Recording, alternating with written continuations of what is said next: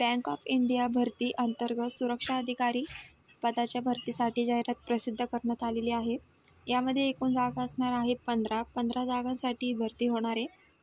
जे उमेदवार यासाठी पात्र आणि इच्छुक असतील अशा उमेदवारांनी ऑनलाईन पद्धतीने अर्ज करायचा आहे. अर्ज करण्याची शेवटची तारीख ही 3 एप्रिल 2024 असणार आहे. या तारखेपर्यंत तुम्हाला ऑनलाईन पद्धतीने अर्ज करायचा आहे.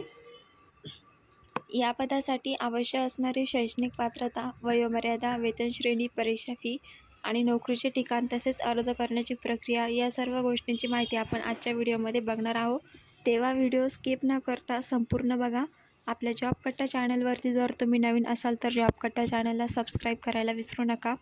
अशाच नोकरी संदर्भातील नवीन व्हिडिओ रोज बघण्यासाठी बाजूची नोटिफिकेशन बेल ऑन करायला देखील विसरू नका. चला तर मग कुठलाही वेळ वाया न घालवता आजच्या भरतीबाबतच्या व्हिडिओला सुरुवात करूया.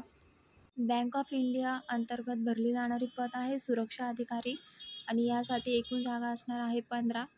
यासाठी शैक्षणिक पात्रता लागणार आहे मान्यताप्राप्त विद्यापीठातून कोणत्याही शाखेतील पदवी, किमान 3 महिन्यांसाठी संगणक अभ्यासक्रमातील प्रमाणपत्र किंवा माहिती तंत्रज्ञान IT किंवा पदवी स्तरावरील विषयांपैकी एक म्हणून संबंधित पेपर आवश्यक आहे.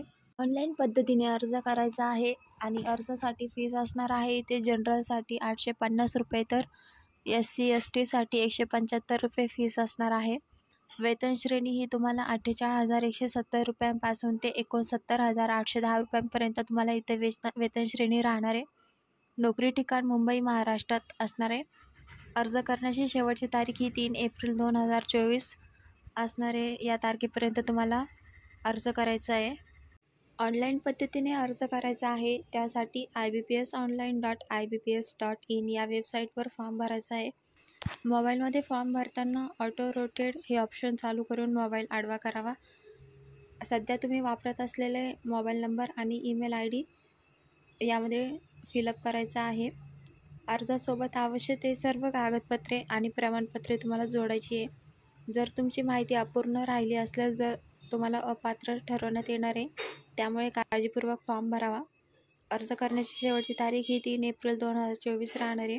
सविस्तर माहितीसाठी अधिकृत जाहिरात पूर्ण बघावी आणि त्यानंतरच तुम्ही फॉर्म भरावा.